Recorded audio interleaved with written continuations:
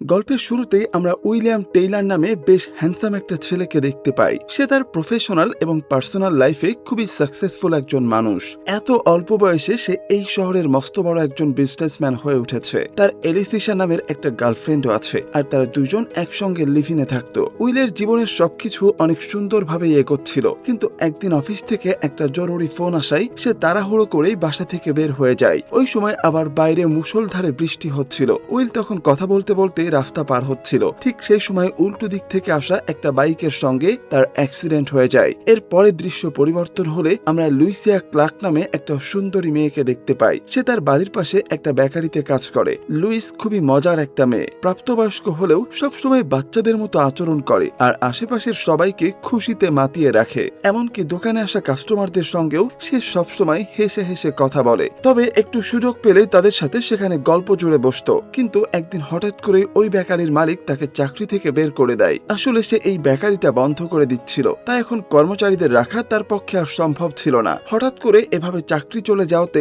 Luis প্রচন্ড ভেঙে পড়ে, কারণ কয়েক মাস তার বাবারও চাকরি চলে গিয়েছে। এখন সে পুরো বেকার অবস্থায় বাড়িতে বসে থাকে, তাই পুরো সংসার চালানোর দায়িত্ব ছিল লুইসের উপরে। এখন যত দ্রুত সম্ভব তাকে নিজের জন্য আবারও একটা চাকরি ম্যানেজ করতে হবে। এইসব বিষয় নিয়ে সে বাড়িতে ফিরে প্রচন্ড টেনশন করছিল। তবে লুইসের পরিবার তার উপর অনেক কনফিডেন্ট ছিল। তারা লুইসকে বলে যে টেনশন করো না, তুমি খুবই দ্রুত একটা চাকরি ম্যানেজ করতে পারবে। এর পরের দিনে আমরা লুইসের বয়ফ্রেন্ড প্যাট্রিককে দেখতে পাই। তার যে চাকরি চলে যাওয়ার বিষয়টা লুইস তার বয়ফ্রেন্ডকে জানায়। প্যাট্রিক তখন তাকে বুঝিয়ে বলে যে এতে ভেঙে পড়ার কিছু নেই, তুমি আবারও জব সেন্টারে গিয়ে একটু যোগাযোগ করে দেখো, আমার বিশ্বাস তুমি নিশ্চয়ই একটা চাকরি পেয়ে যাবে। প্যাট্রিকের কথা শুনে লুইস আবারও জব সেন্টারে যোগাযোগ করে, আর কয়েকদিন পর সত্যি সত্যি তার জন্য একটা ভালো চাকরির অফারও আসে। এতে সে অনেক টাকা মাইনেও পাবে। তবে চাকরিটা হলো তাকে একজন প্রতিবন্ধী দেখাশোনা করতে হবে। প্রথমে একটু ইতস্তত বোধ করলেও এখন তো তার টাকার অনেক প্রয়োজন, তাই সে পরে এটাতে রাজি হয়ে যায়। পরের দিন টাইম মতো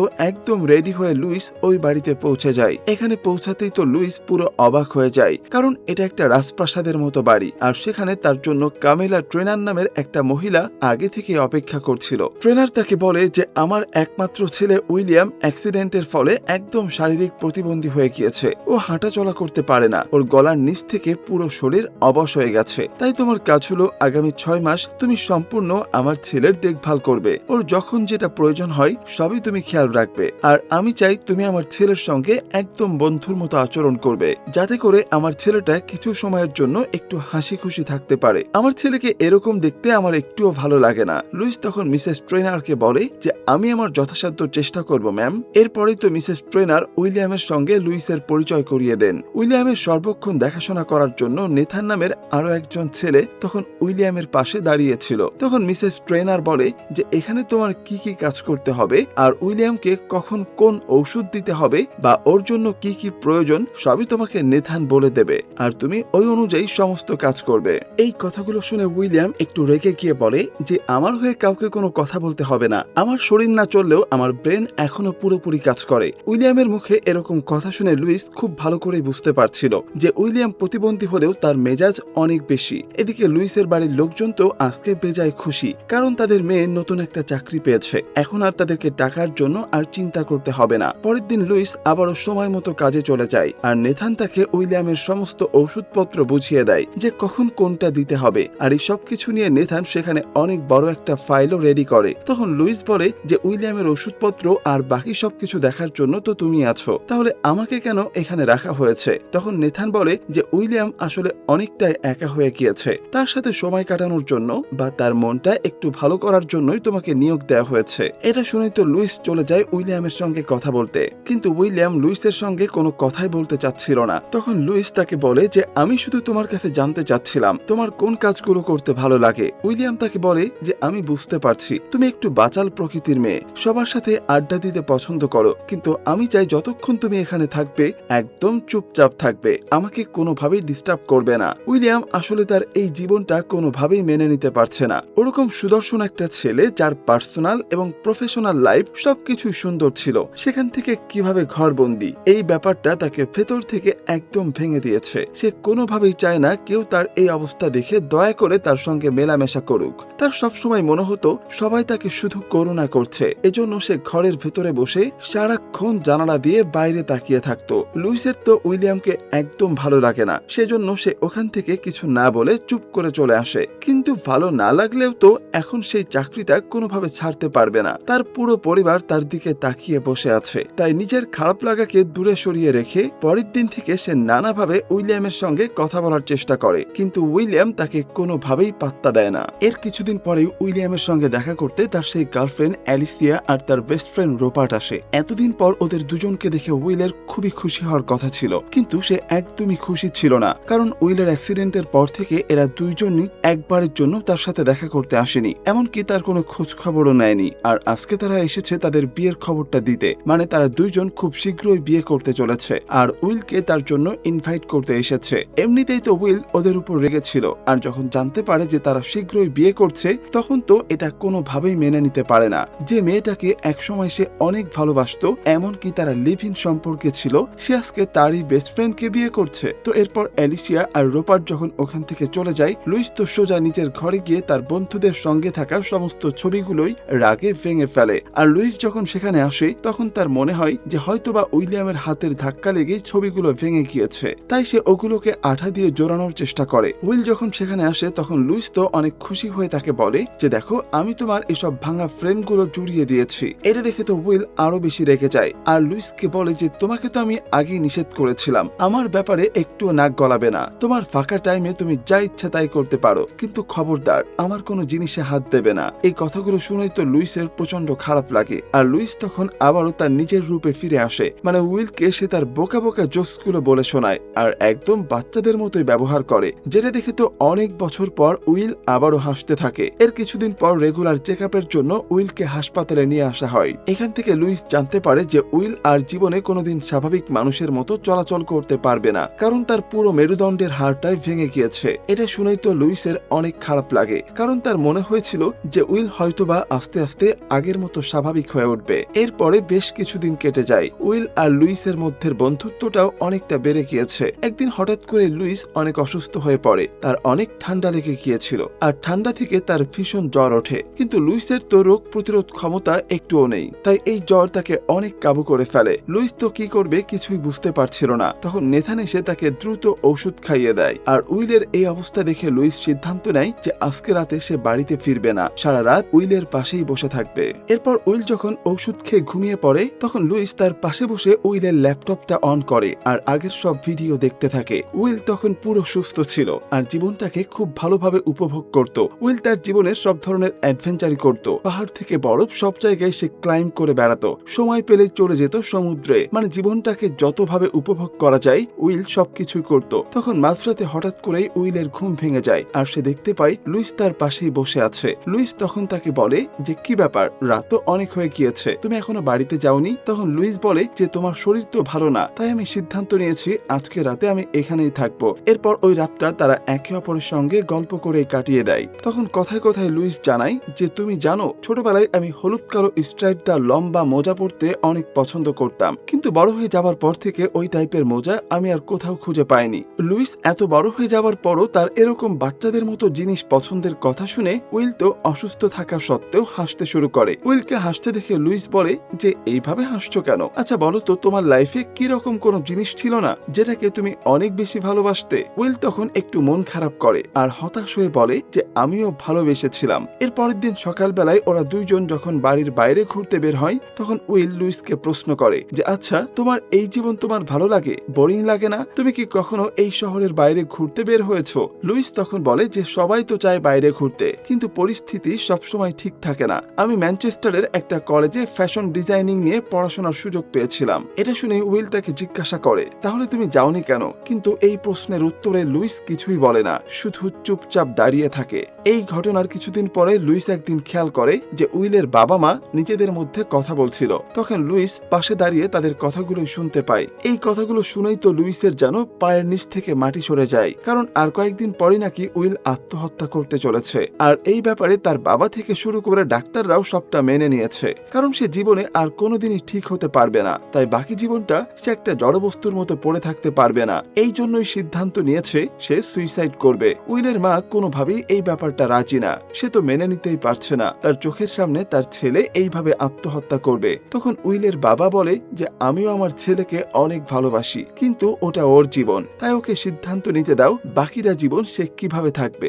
আসলে এভাবে জড়বস্তুর মধ্যে পড়ে থাকা তো কেউ মেনে নিতে পারে না। ও তো আমাদেরকে আগে থেকে 6 মাস সময় দিয়েছিল, যাতে করে এই ব্যাপারটার জন্য আমরা নিজেদেরকে মানসিকভাবে প্রস্তুত করতে পারি। লুইস তো ওই দিন কাজ করে বেরোনোর পরে তার বোনকে ডেকে নেয়, আর আজকের এই সমস্ত কথাগুলোই তাকে খুলে বলে, কারণ সে কোনোভাবেই মেনে নিতে পারছে না যে উইল নিজের জীবনটাকে এইভাবে শেষ করে দেবে। লুইস তাকে বলে যে আমি জানি আমাদের টাকার দরকার, কিন্তু ওরা যেটা করছে সেটা কিন্তু প্রচন্ড অন্যায়। আমি আর কোনোভাবেই ওই বাড়িতে ফিরে যেতে চাই না। এই কথাগুলো শুনে লুইসের বোন তাকে বলে যে আচ্ছা, একটা কথা চিন্তা করো, তুমি কি এখন ওইভাবে উইলকে ফেলে আসতে পারবে? ও এখন তোমার অনেক ভালো বন্ধু হয়ে গিয়েছে, আর যদি সত্যি সত্যি উইল এই কাজটা করতে চাই, তাহলে তোমার উচিত ওর জীবনের বাকি দিনগুলোকে একটু স্পেশাল করে তোলা। ওকে নিয়ে এমন সব কাজ করো, এমন এমন সব জায়গায় ঘুরতে যাও, যাতে করে জীবনের বাকি দিনগুলো সে খুব ভালোভাবেই উপভোগ করে কাটাতে পারে। নিজের বোনের মুখের এই কথাগুলো শুনে লুইস এইবার সিদ্ধান্ত নেয় যে এখন থেকে সে উইলকে এতটাই ভালো রাখার চেষ্টা করবে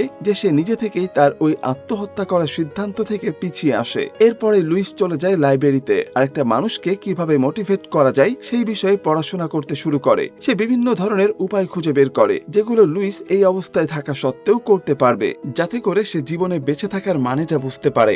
লুইসের কাজগুলো দেখে তো উইলের বাবা মাও অনেক খুশি হয়ে যায়। এখন তো তারাও চাচ্ছিল উইল অন্তত জীবনে বেঁচে থাকার একটা উদ্দেশ্য খুঁজে পাক। এরপরেই তো লুইস উইল আর নেথানকে নিয়ে ঘোড়ার রেস দেখতে চলে যায়, কারণ উইল যখন সুস্থ ছিল সে প্রায় ঘোড়ার রেস দেখতে যেত আর সেখানে গিয়ে বাজি ধরতো। তবে তাদের এই প্ল্যানটা খুব একটা কাজ করে না, কারণ উইল আজকে যে ঘোড়ার উপর বাজি ধরেছিল সেটা হেরে যায়। তাই এরপর তারা ওখান থেকে বেরিয়ে পাশের একটা রেস্টুরেন্টে খেতে যায়, কিন্তু তাদেরকে ভেতরে ঢুকতে দেয়া হয় না, কারণ এখানে শুধুমাত্র স্পেশাল ব্যাচ থাকা মানুষদেরই রিজার্ভেশন নেওয়া হয়। লুইস তো অনেকটা বিব্রত হয়ে পড়ে, কারণ সে যেখানে উইলকে নিয়ে যাচ্ছিল সেখানেই না কোনো কারণে তাকে ফিরে আসতে হচ্ছিল। মানে তার প্রথম দিনের প্ল্যানটা পুরোপুরি ফেল করে যায়। তাই এরপর সে উইলকে তার সঙ্গে একটা ক্লাসিক্যাল মিউজিকের কনসার্টে যাওয়ার জন্য বলে। সে অনেকটা কনফিডেন্টের সঙ্গে উইলকে বলে যে আমি আশা করছি তোমার কাছে কনসার্টটা খুবই ভালো লাগবে। উইলও তখন তাকে না করে না। আর পরের দিন সন্ধ্যাবেলায় তো তারা দুজন খুব সুন্দরভাবে রেডি হয়ে ওই অনুষ্ঠানে চলে যায়। তবে অনুষ্ঠান শেষে ওখান থেকে বাড়ি ফেরার সময় উইল লুইসকে বলে আমি জানি তোমার এই অনুষ্ঠানটা একদম ভালো লাগেনি, তুমি শুধুমাত্র আমার জন্য এখানে গিয়েছিলে। তখন লুইস বলে যে সত্যি কথা বলতে এরকম ধরনের মিউজিক আমার তেমন একটা ভালো লাগে না, কিন্তু তুমি যে সারাক্ষণ আমার পাশে ছিলে এই বিষয়টা আমার খুবই ভালো লেগেছে। তখন উইল বলে যে এটা তো আমারও অনেক ভালো লেগেছে, তাই আমি এখনই বাড়িতে যেতে চাই না। অনেকদিন পর ভালো একটা মুহূর্ত কাটিয়েছি, এখন আমি আরেকটু বাইরে ঘুরতে চাই। এর পরের দিন সকালবেলায় লুইস উইলকে বলে যে আমার বাড়ির লোকজন আর আমার বয়ফ্রেন্ড তোমার সঙ্গে একটু দেখা করতে চেয়েছে। উইল তখন বলে যে হঠাৎ করে ওদের এরকম ইচ্ছা হলো কেন? আমি কি ওদের কাছে কোনো স্পেশাল মানুষ নাকি? লুইস তখন বলে না, ওরকম কিছু না, কিন্তু তারা আসলে দেখতে চাই আমি আমার বেশিরভাগ সময়টা কার সঙ্গে কাটাই। ওই অ্যাক্সিডেন্টের পর থেকে উইল নিজের বাড়ি ছাড়া আর কোথাও যেত না। এই প্রথম সে লুইসের সাথে তাদের বাড়িতে যেতে রাজি হয়। বৃহস্পতিবারের দিন লুইস উইলকে তাদের বাড়িতে নিয়ে যায়, আর লুইসের বাড়ির লোকরাও উইলকে দেখে অনেক খুশি হয়ে যায়। তারা তাকে সাদরে ওয়েলকাম জানায়। কেক কাটার পর সবাই যখন লুইসকে তার বার্থডে গিফট গুলো দিচ্ছিল, তখন উইল বলে যে আমিও তোমার জন্য একটা গিফট এনেছি, তুমি প্লিজ আমার ব্যাগটা একটু খুলে দেখো। লুইস যখন উইলের ব্যাগটা খুলে গিফটটা বের করে, সে তো খুশিতে লাফিয়ে ওঠে, কারণ এই গিফটটা ছিল তার সেই পছন্দের হলুদ কালো স্ট্রাইপ দেওয়া লং মোজা। ওখানে সমস্ত গিফটের মধ্যে তার এই গিফটটা সব থেকে বেশি পছন্দ হয়। এর পরের দিন দেখা যায় লুইসের বাড়িতে তার সেই গার্লফ্রেন্ড অ্যালিসিয়া আর তার বেস্ট ফ্রেন্ডের বিয়ের ইনভাইটেশন কার্ডও চলে আসে। এটা দেখে তো উইলের আবার অনেক মন খারাপ হয়ে যায়। তাই তার মনটা ভালো করতে লুইস উইলকে নিয়ে তাদের বাড়ির সামনে একটা ক্যাসেলে ঘুরতে বের হয়। উইলেরও বাইরে বের হয়ে অনেক ভালো লাগছিল, আর এরপর সে তার হুইল চেয়ারটা নিয়ে ক্যাসেলের সব থেকে উঁচু জায়গায় চলে যায়, আর লুইসকে বলে যে জানো, ছোটবেলায় এই জায়গাটা ছিল আমার সব থেকে প্রিয়। এখানে উঠে আমি গোটা শহরের সুন্দর ভিউটা দেখতাম। এই কথা শুনে লুইস তাকে জিজ্ঞাসা করে যে তাহলে এখন তোমার কি করলে সব থেকে বেশি ভালো লাগতো? তখন উইল বলে যে আমার প্যারিস শহরটা খুবই ভালো লাগে। প্যারিস শহরের এরকম সুন্দর পরিবেশে কোনো একটা কফি শপে বসে যদি কফি খেতে পারতাম তাহলে আমার সব থেকে বেশি ভালো লাগতো। ওই বাড়িতে ফেরার পর লুইস জানতে পারে যে তার বাবা একটা চাকরি পেয়েছে, আর এই জন্য তার পরিবারের প্রত্যেকেই অনেক খুশি ছিল। লুইসও অনেক খুশি হয়ে যায়, কিন্তু এরপর সে জানতে পারে যে উইল তার বাবাকে চাকরিটা পেতে সাহায্য করেছে, কারণ উইল চাচ্ছিল লুইস এখন এসব দায়িত্ব থেকে একটু মুক্ত হয়ে নিজের ক্যারিয়ারের কথা ভাবুক। এর কিছুদিন পর তো সত্যি সত্যি উইল লুইসকে নিয়ে এলিসাদের বাড়ির বিয়ের পার্টিতে চলে যায়, কিন্তু সেখানে গিয়ে প্রথমে নিজের গার্লফ্রেন্ডকে তারই বেস্ট ফ্রেন্ডের সঙ্গে বিয়ে করতে দেখে একটু মন খারাপ লাগছিল। তবে কিছুক্ষণ পরই সে নিজেকে ওই সিচুয়েশনে মানিয়ে নেয় আর লুইসের সঙ্গে অনেক গল্প করতে থাকে। একটু পর তো লুইস গিয়ে উইলের কোলেই বসে পড়ে আর উইলও হুইল চেয়ারে করে তাকে সব জায়গায় ঘোরাতে থাকে। ওই দিন রাতটা তারা এই রকমই পাগলামি করেই কাটিয়ে দেয়। উইল এখন আগের থেকে অনেকটাই স্বাভাবিক হয়ে উঠেছে। সে এখন আগের মতো ওরকম মন খারাপ করেও থাকে না। লুইসের সঙ্গে সে তার জীবনটাকে বেশ উপভোগ করছে। অন্যদিকে দেখা যায় লুইসের বয়ফ্রেন্ড প্যাট্রিক তার উপর ভীষণ রেগে আছে, কারণ সে ইদানিং তাকে মোটেও সময় দিতে পারছে না। লুইসের বেশিরভাগ সময় তো আসলে উইলের সঙ্গেই কেটে যায়। সে রাতের বেলায় শুধু বাড়িতে ঘুমাতে আসে, তাই এটা নিয়ে প্যাট্রিক লুইসকে অনেক বেশি কথা বলে। এই ঘটনার কয়েকদিন পরে উইল আবার অনেকটা অসুস্থ হয়ে পড়ে, যার কারণে তাকে বেশ কয়েকদিন হসপিটালে ভর্তি থাকতে হয়। উইলকে নিয়ে তখন তার মা বাবা আর লুইস প্রচন্ড টেনশনে পড়ে যায়। এরপর হসপিটাল থেকে বাড়ি ফেরার পর একদিন নেথান লুইসকে বলে যে উইলের জীবনটা আসলে অনেক কষ্টের, তবে আমি একটা জিনিস লক্ষ্য করেছি, লাস্ট যে কয় মাস ও তোমার সঙ্গে আছে ও অনেকটা হ্যাপি আছে। আমি ওর সঙ্গে প্রায় 2 বছর ধরে আছি। এমন অনেক সময় দেখেছি সে নিজের যন্ত্রণায় কষ্টের চিৎকার করত। তখন প্রায় রাতে সুস্থ থাকা অবস্থায় যে কাজগুলো করত সেই সব স্বপ্নে দেখে। সুইমিং করা, রানিং করা বা শিকারে বের হওয়া, এসব কিছু স্বপ্ন দেখে যখন ঘুম থেকে উঠে নিজের বাস্তবতাটাকে দেখত তখন কোনোভাবেই মেনে নিতে পারত না আর জোরে জোরে চিৎকার করত। এই সব কষ্ট সহ্য করতে পারবে না বলে ও নিজে থেকে আত্মহত্যা করতে চেয়েছিল। তখন লুইস তাকে বলে যে আমি কখনোই চাই না যে উইল এইভাবে তার জীবনটা শেষ করে দিক। এরপর সে নেথানকে আরো প্রশ্ন করে যে যদি আমি ডাক্তারদের কাছ থেকে অনুমতি নিয়ে ওকে কোথাও ঘুরতে নিয়ে যাই তাহলে কি তুমি আমাদের সঙ্গে যাবে, কারণ তুমি সেখানে গেলে আমার একটু সাহায্য হবে আর উইলেরও অনেক বেশি ভালো লাগবে। তখন নেথান বলে যে হ্যাঁ অবশ্যই যাব, আমিও চাই না উইল তার জীবনটাকে এইভাবে শেষ করে দিক। তো ওই দিন বাসায় ফিরে লুইস দেখতে পাই তার বয়ফ্রেন্ড প্যাট্রিক তার জন্য খাবার নিয়ে অপেক্ষা করছে। তারা দুইজন সেখানে অনেকদিন পর একসঙ্গে ডিনার করে আর বেশ ভালো একটা সময় কাটায়। কিন্তু এরপর কথায় কথায় প্যাট্রিক জানতে পারে যে লুইস নাকি উইলকে নিয়ে কয়েকদিনের জন্য বাইরে ঘুরতে যাচ্ছে। এটা শুনেই তো সে অনেক রেগে যায় আর লুইস তো বলে যে আমার মনে হয় তুমি আমার কাছ থেকে অনেক কিছু লুকাচ্ছ, কয়েকদিন ধরেই দেখছি তুমি আমাকে অ্যাভয়েড করে যাচ্ছ। আমি বুঝতে পেরেছি তুমি হয়তোবা আমার সঙ্গে সম্পর্ক রাখতে চাচ্ছ না, তাই না? এটা বলেই তো প্যাট্রিক সেখান থেকে রাগ করে চলে যায়। এর কিছুদিন পরেই তো প্ল্যান মোতাবেক উইল, লুইস আর নেথান মিলে সুন্দর একটা দ্বীপে বেড়াতে যায়। তারা তিনজন সেখানে অনেক এনজয় করছিল।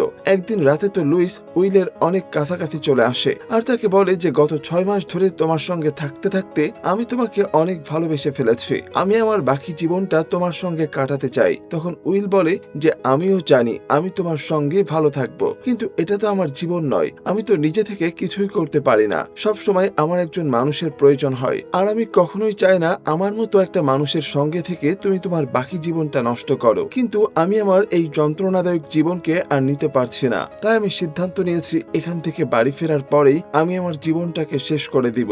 আমি চাই আমার জীবনের শেষ মুহূর্তে আমার মা বাবার সঙ্গে তুমিও আমার পাশে থাকো। লুইস তো এইসব কথা শোনার জন্য মোটেও প্রস্তুত ছিল না। সে অনেক কাঁদতে থাকে আর উইলকে বলে যে তুমি বড্ড স্বার্থপর, তুমি আমার কাছে এমন জিনিসটাই চেয়ে বসেছো যেটা আমার পক্ষে করা কখনোই সম্ভব না। তো এর পরের দিন ওরা তিনজন যখন বাসায় ফিরছিল তখন তো লুইস কোনোভাবেই উইলের কাছাকাছিও থাকে না। তাদের দুজনের ভীষণ মন খারাপ ছিল। আসলে লুইস মনে করেছিল যে এখানে বেড়াতে আসার পর সে হয়তোবা উইলের ওই আত্মহত্যা করার চিন্তা ভাবনাটাকে পুরোপুরি তার মন থেকে দূরে ফেলতে পারবে, কিন্তু এই কাজটা তো সে করতেই পারলো না। উল্টো উইলের সঙ্গে তার অনেকটা দূরত্ব সৃষ্টি হয়ে গেল। প্লেন ল্যান্ড করার পর দেখা যায় আজকে এয়ারপোর্টে উইলের বাবা মা তাদেরকে রিসিভ করার জন্য এসেছে, কিন্তু লুইস সেখানে কারোর সঙ্গেই কথা বলে না আর একা একাই সামনের দিকে এগোতে থাকে। এটা দেখে উইলের মা দৌড়ে গিয়ে তাকে জিজ্ঞাসা করে যে তোমার কি হয়েছে, তুমি এরকম ব্যবহার করছো কেন? তখন লুইস তাকে বলে যে ম্যাম, পারলে আপনি আমাকে ক্ষমা করে দিয়েন, আমি যে কাজটা করতে চেয়েছিলাম তার কিছুই করতে পারিনি।